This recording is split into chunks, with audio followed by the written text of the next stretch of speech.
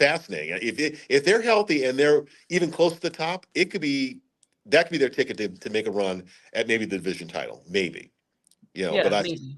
right. But I'm going to stay. I have a 10-7 right now, and I think 10-7 with some luck, some breaks, some things happening, maybe could go to 11-6. I do think they're a playoff team as they're constructed. And I'm going to give them the benefit of the doubt because I'm not going to say the preseason performance is going to let me judge this is the way the team's going to finish. Okay.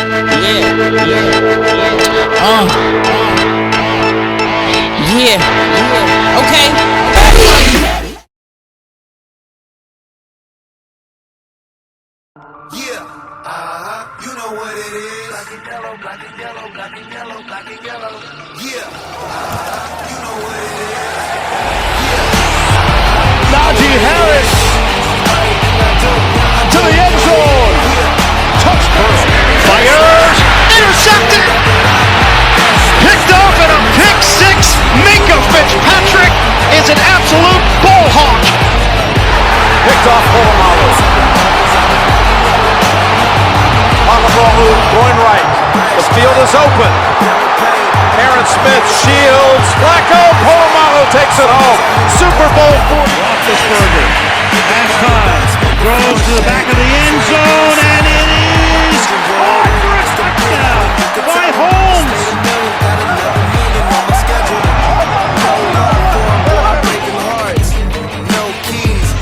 Push to start. Yeah.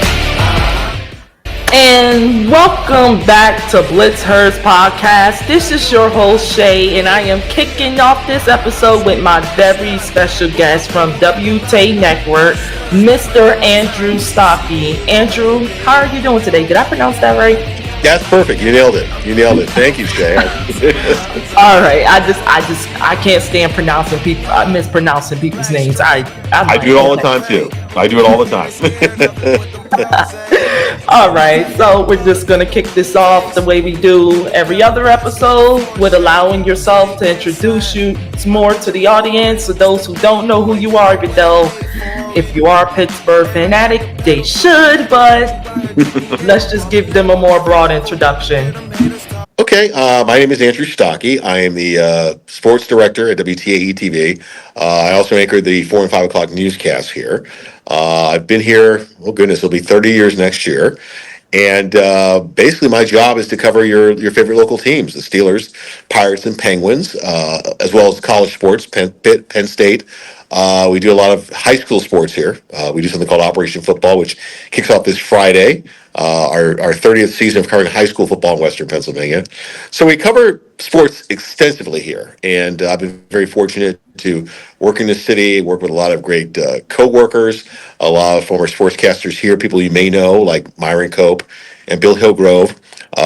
More recently, Ashley Lyotis is our new sports reporter here. It's a fun job. It's a challenging job. It's very, very busy. And especially in a town like this where, as we like to say, sports is news. Sports is at the forefront. The Steelers are about to kick off their season. That's always a big deal here. As I said before, high school football begins on Friday nights, so you'll see me hosting Operation Football. And we also carry Penguin hockey games from ABC, so I will be the pre- and post-game host for the games you'll see on Channel 4 during next season. And we usually do about 4 or 5 games. So it's a little bit of everything, and it's never boring. It's always interesting, and it's a lot of fun.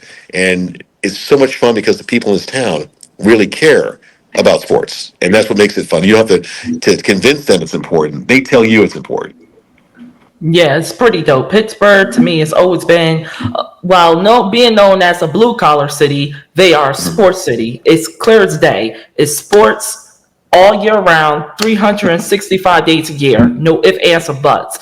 And the cool part about it is even though the Pirates are, better than many expected, but still got some process to do, you got the Steelers, which is right around the corner. Football is here. Like less than 2 weeks, we're going to be in the regular season. They're going to be starting, their season on the road against the Falcons, which honestly, I'm kind of liking their chances heading into that week, even though there is some controversy. But before we get started on that, you spoke on your work with Wtae Network, and you said it's pretty cool to do. So how did you get started on that? Like, when did you get your big break? How? Just explain your journey from there to here. Okay, it's funny.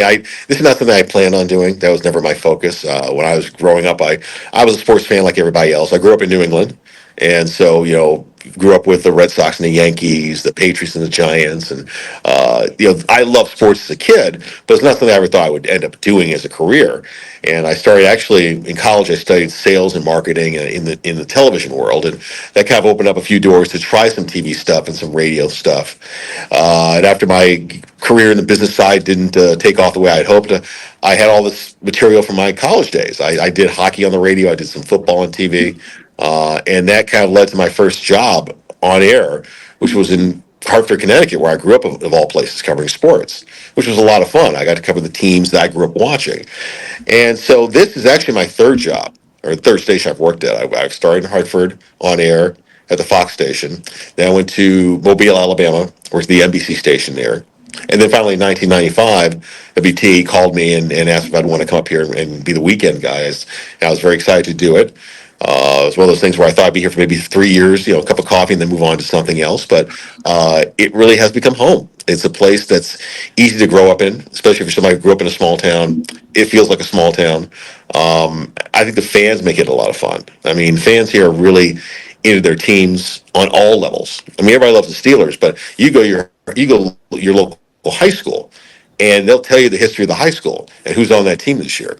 And so that makes it an awful lot of fun. But my road is probably not one people would choose if you want to do this for a living. But what it shows is, just because you end up going in one direction doesn't mean you won't end up someplace else. And those opportunities come, you need to seize them and take advantage of them. Yep, agree. And people don't know this, is that my first career aspirations was not to be a sports personality. It wasn't. Actually, my first was I wanted to be a cosmetologist, which I'm looking to go back down the road to cosmetology school because I really do want my license as cosmetology. But my ultimate career goal at one point was to be an actress. And I still look towards that.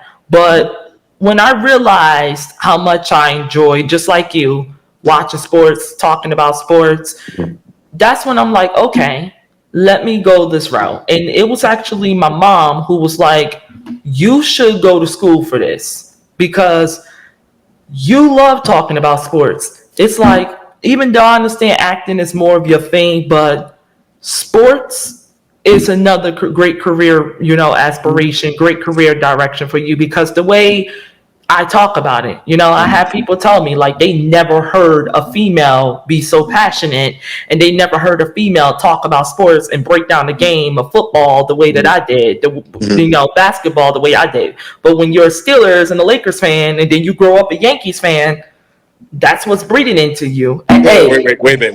Wait. So you're a Steeler fan, a Laker fan, and a Yankee fan? Yes, I can explain that. I want to hear this. So Steelers, okay. Truth be told, it was a toss-up. It was either I could take the home team route and become a Giants fan, or I could take, another route and become a Steelers fan. My father's biological dad side of the family were dominantly Steelers fans. And then most of my mom's family was 25%. It was 25% Washington Commanders, who back then was the Redskins. And then the rest was Cowboys. As much as I respect that organization, I ain't having it in me to be a Cowboy fan. I'm more of hardcore. I feel like I can be more of hard nosed. And if I'm a competitor, I see myself in a lot of Steeler players that played back then, like the Bens, like the Troys, like the Harrisons, like the Willie Parkers, who is my all-time favorite Steelers running back. He is. And that was the first player, even though Troy's my all-time fave. Ben obviously is up there. You could see by the t-shirt. But it was just, what was the team that you couldn't, stand not watching? What was the team that made you sit down and want to watch more? it was the Steelers. And obviously I could have took the Patriots route. I could have easily became a Pats fan. But I know how everybody would have looked at me. But then people looked at me like that regardless. And then the Lakers, it was just I couldn't root against Kobe. Then I seen Paul Gasol. I got introduced to Andrew Bynum, who at one point I really, really liked, kind of still do, just sucked how his tenure ended with the Lakers. And then the Yankees, it was just the home team route. It's either Yankees or it's bust. Because I didn't like the Mets. I couldn't stand their fans. Honestly, I really couldn't. I had classmates that are Mets fans. Hated it. I mean, Lord, you're a team that, you haven't won nothing. But the way they talk, and people don't get this, as a native New Jersey and New Yorker, you would know this. Mets fans talk more crap than Yankee fans. And that sounds nearly impossible because we know how some of us Yankees fans can get. But imagine times the amount of trash talk that the Yankee fans have. Times that by 5, and then think of an organization who has won nothing. That's what you get when you're dealing with a Mets fan. So it was just the teams that I couldn't stand not watching. It was based off of teams that I knew I could have turned away from. Like if the Steelers on, I'm sitting down, I'm watching it because it was either what Troy Polamalu was going to do, what big run Willie Parker was going to have, or who was Ben Roethlisberger going to throw off and complete another 50-yard pass next. And honestly, if I have to flip a coin or if I have to pick between Eli Manning or Big Ben, my money's on Ben all the way. And that's what led to me becoming a proud member of Steeler Nation. Okay. All right. I'm a woman of your convictions. I love it. Yeah. So that's just what it was. Okay. But speaking of quarterbacks, Yes. It's been a lot of controversy. Obviously, you covered them, so you know the talk of the town. This right here. First of all, I don't know if there's a controversy, honestly. I have a hard time. People want to make it out to be that. It really isn't. I mean, Mike Tomlin said Russ Wilson starting. We know that.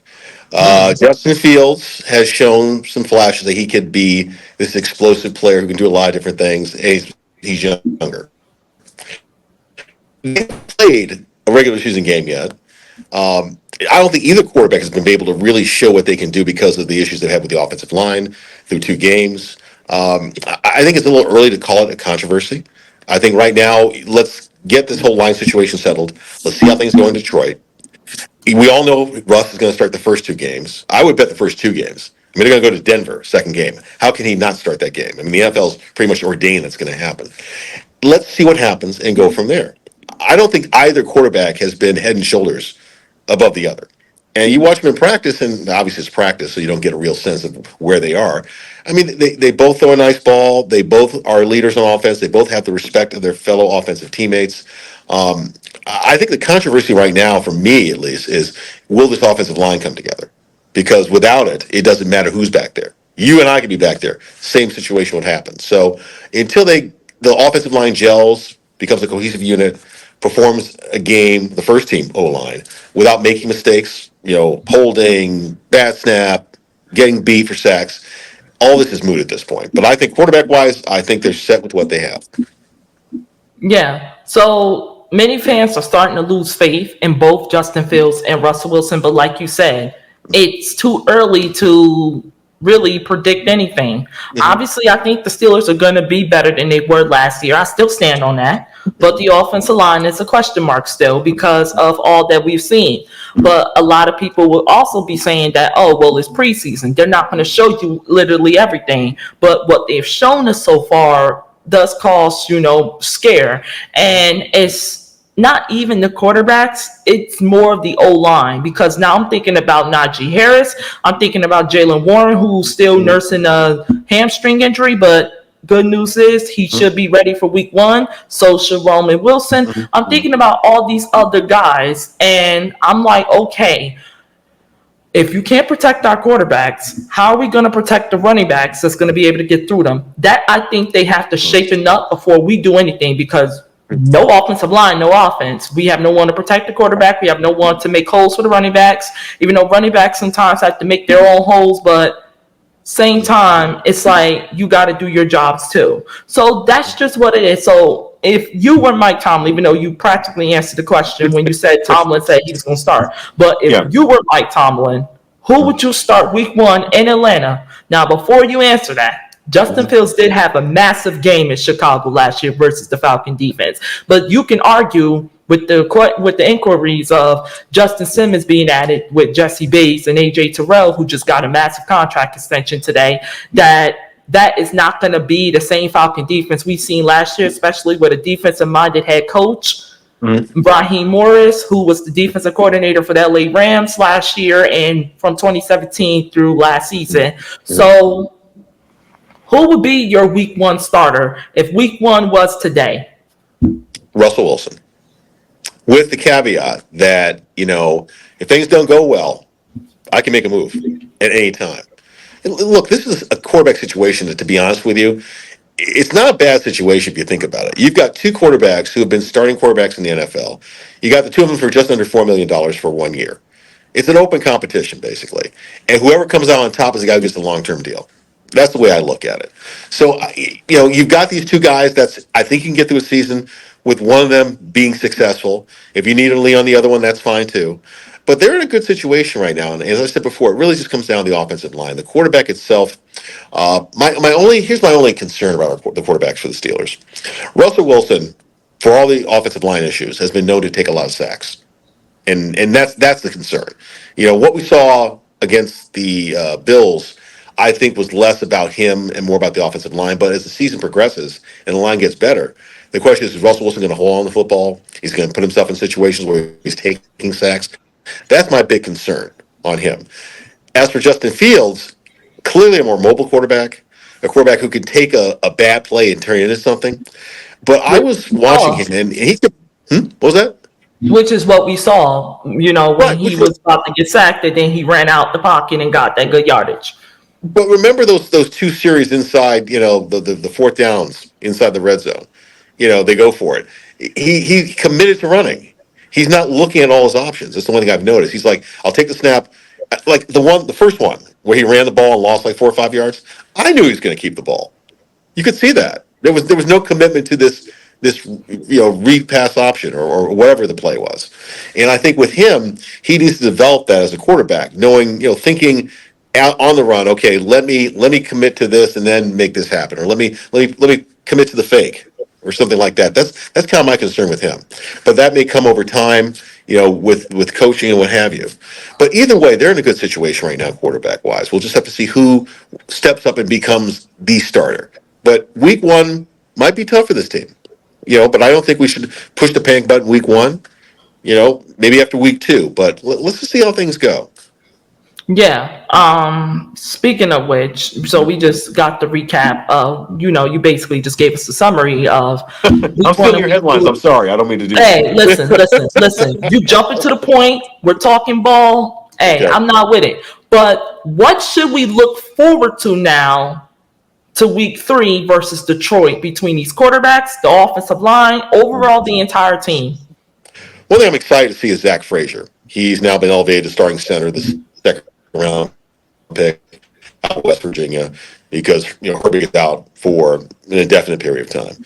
I like the kid. When they drafted him, I thought it was a great pick. And I got the sense in the conversations that I heard and what was being said that he could be that guy. In fact, I even on the air said, look, you know what? You had Mike Webster, Dermontti Dawson, Marquise Pouncey. Guys who were the center of this team for 10 years plus. And this kid has those tools. I don't want to put a lot of pressure on him, but he could be that person. I love that. And I'm looking forward to seeing him play. I'm looking forward to Broderick Jones playing a lot better than he did last week. I mean, he got blown up on that first sack, completely blown up. I'm also looking forward to seeing a little bit more of the offense. I know this is the third game. This is when you kind of you don't show a lot.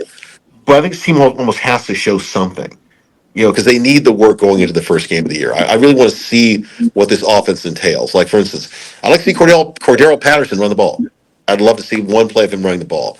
I'd like to see a commitment to the run. I'd like to see, a little more of George Pickens, being targeted. I know it's a lot to ask for a preseason game, but Tom has made it clear his starters are going to be out there. And I don't think he's going to. Yeah, he's not going to sit them after the first quarter. I don't think that would be the case. So put something out there. Let me see what you have, And that's my excitement for this game.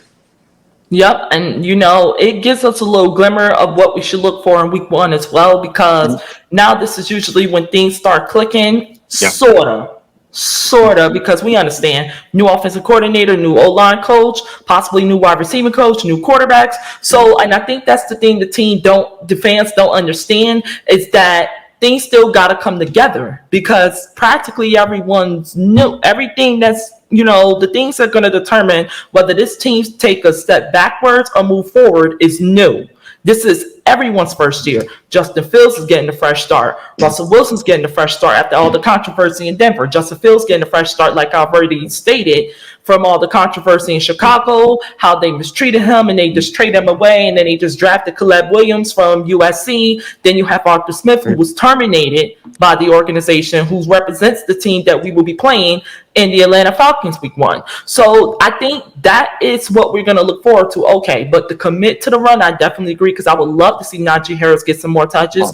I need to see what Cordell Patterson is going to do and how he's going to help the run game. But I will also love to see Connor Hayward, Pat Freiermuth, Darnell Washington. What is Arthur Smith's offense going to do in the benefit of these guys to get them involved to make some plays? We know what we got with George Pickens. I think Van Jefferson, we've been hearing nothing but great things about him, but we need to see more. This is the game I think we should see, them click a little more than what we saw the first 2 weeks.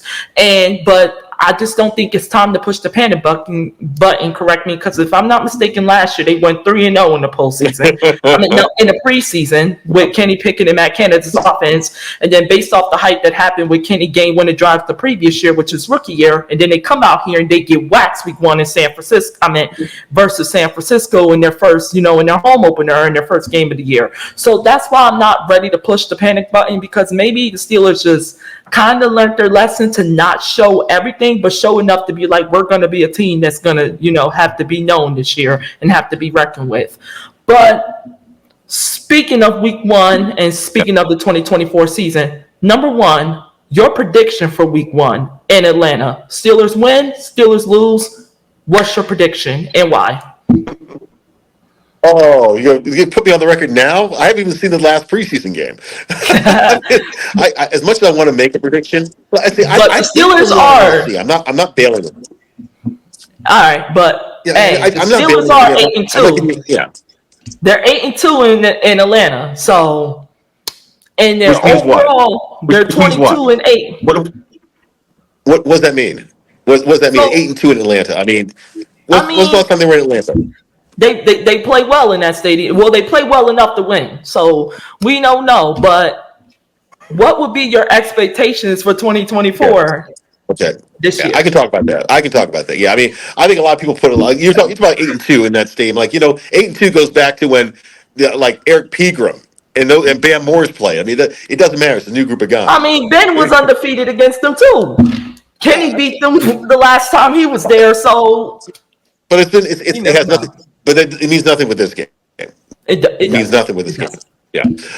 My expectations. Honestly, I looked at the Steelers, and I could see them as a playoff team, the way they're constructed. I mean, I'm going back to my earlier predictions. I had them honestly at 10-7, which would get them in possibly, depending on how the rest of the AFC shakes out. I mean, I think the Ravens are number 1, Bengals are 2, Steelers are 3 right now. The Bengals. I get the Bengals. I do. A Joe Burrow Bengal team. Joe Burrow. I mean, suspect offensive line, suspect secondary. Right now, the Steelers need to show me something to be elevated to. Okay. Yeah, well, I did say right now, so that's fair. That's fair. I'm not getting them 2 right now, and who knows what the Browns are going to be. But you go through the entire AFC, you've got, you look around in Kansas City, great team. You've got Buffalo. You got the Ravens. That's 3 right there. Dolphins. Dolphins is 4. It gets interesting. And Jacksonville may move. That's Texans. So you got that's 6 teams we just talked about. Okay, so there's not a lot of room to make the playoffs, and 10-7 may not be enough. But I think right now I have them at 10-7. I think I could go to 11-6 depending on what happens this season. I think what's fascinating is the schedule this year. The second half of the season, 6 division games over the final 8 weeks. It's going to be a bloodbath. But I think it's the most fascinating finish, maybe in the history of this franchise, because you can do a lot of things in those final 8 weeks. If you get through the first 9, let's say you get through the first 9. Let's just say you go 6-3. Okay, 6-3 has you in contention. And all of a sudden you go into division play, and if you're healthy, you can make a move. Yeah, and the Steelers are 5-1 in the AFC North Division, so that's probably why they did that. Right. I just think it's fascinating. If they're healthy and they're even close to the top, that could be their ticket to make a run at maybe the division title, maybe. Yeah, but maybe. Right. So but I'm going to stay. I have a 10-7 right now, and I think 10-7 with some luck, some breaks, some things happening, maybe could go to 11-6. I do think they're a playoff team as they're constructed. And I'm going to give them the benefit of the doubt because I'm not going to say the preseason performance is going to let me judge this is the way the team's going to finish. So right. I do see them going back to the playoffs. Yeah. Yeah, I think so too. And I think that because of with all the roster improvements and, the experience of Russell Wilson, also the athletic ability of Justin Fields, who are both an upgrade over Mitchell Trubisky, who nearly cost his team the playoffs the past 2 years, back-to-back years, cost them 2022. And, even though Kenny shows some stride, but I just think that I would give the edge to Justin Fields because he does have the stronger arm and he does show more athletic ability than it's Russell Wilson. It's Russell Wilson, and I don't think any more has to be said. So I definitely agree with you right now because the offensive line, I got to see more for them. I got to see the run game get more involved. I got to see Freiermuth, Washington, Connor. Yes. I want them more in the pass game too because I think we have enough weapons. But before I let you go, okay, Brandon Ayuk trade. How do you feel about that? Do you think he will be coming to the Steel City or will he just play it off and go back to San Fran and be with the 49ers? He'll be with the 49ers. I think this, first of all, this thing is just dragged on to the point where what they want from the Steelers, both players and picks, I don't see happening. I don't Definitely see it. Not. And I don't see Brandon Ayuk as this. If this team, let's say this was a Steeler team that was coming into the season where you think they might go 12-5, okay, or 13-4, and you need that one piece, that one explosive player. That when you face the Ravens, you're going to beat them. When you face the Chiefs, you can go toe to toe. When you play the Bills, you're going to beat them. That one player, I'd say yes, he's the go for it player. I just don't see him being this game changer for a team that, frankly, is not that caliber of team right now. I really don't. I mean, he's going to be the 2 receiver. Pickens is the guy who's going to be the 2 receiver. And then you're going to give up picks? This is a franchise that doesn't give up picks, and I think for a reason. And I know you've seen enough of their drafts. They draft a lot of quality players. And to suddenly have to give up picks for this guy, I just don't think he's a game changer, in my opinion, for a team where they are right now. If they were like that close and they need that one player, I'd say go for it. But they're not. Yeah, and I just said try to roll the dice with Metcalf and see where that goes, but we never know because at this point, like you said, it's dragging along. But Andrew, that's all I have for you today. Once again, thank you for joining the show. I'm not gonna hold you up no more. I'm definitely gonna be watching. not a hold up. I love talking football. This has been an awful lot of fun, and let's see where we are a week from now. Yep. Listen, we'll get back to this week 5. All right, Andrew. Later. This has been BLITZHERZ. We're out. Black and yellow, black and yellow. Last time goes to the back of the end zone, and it is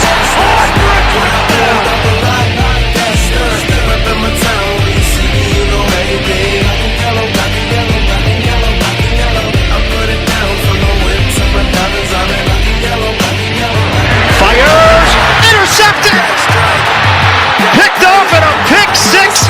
Mika Fitzpatrick is an absolute ball. Steelers show blitz. Here they come. He gets it away and it's picked off at the goal.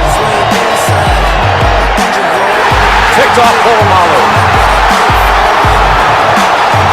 Pedal to the metal, got you right here drinking game. I'm balling out on every level.